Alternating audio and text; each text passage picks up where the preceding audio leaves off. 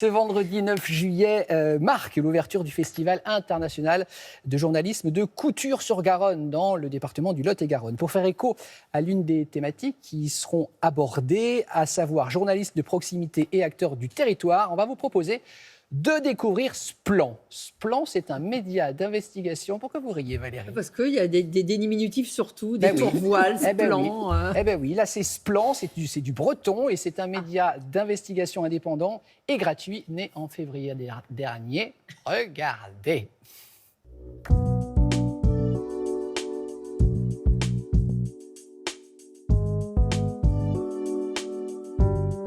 Splend, c'est une ONG. Le postulat de départ, c'est que l'information est un bien commun et qu'il n'est pas normal de devoir payer pour avoir une bonne information. Ce média, il a été lancé sous l'impulsion d'une bande de jeunes journalistes qui sont très actifs et qui nous ont poussé, nous un peu, les vieux, à y croire.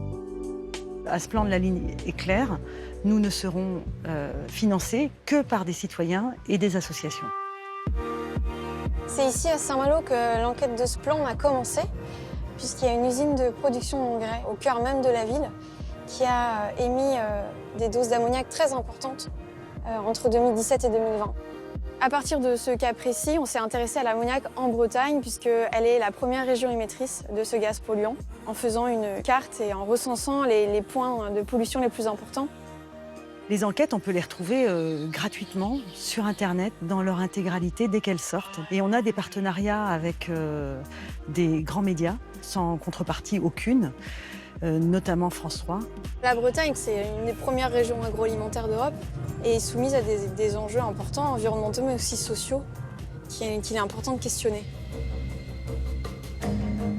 L'ammoniac est présent à l'état naturel, il est issu de la décomposition de matières organiques et végétales dans le sol. Et il se dégage dans l'air suite à l'épandage d'effluents d'élevage, donc de déjections animales, issus notamment des porcheries, des poulaillers, et aussi lors de l'épandage des engrais à base d'azote, des engrais de synthèse.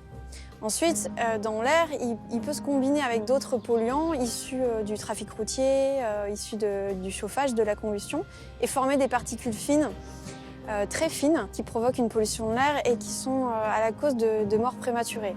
67 000 selon une dernière étude allemande, c'est-à-dire maladies cardiovasculaires, maladies respiratoires et cancer. La Chambre d'agriculture a réagi à l'enquête puisqu'elle a été interrogée par France 3 à ce sujet. Et elle a plutôt bien reçu l'enquête en disant que c'était un travail sérieux et qu'il n'y avait rien à dire sur les données, le travail qui avait été mené.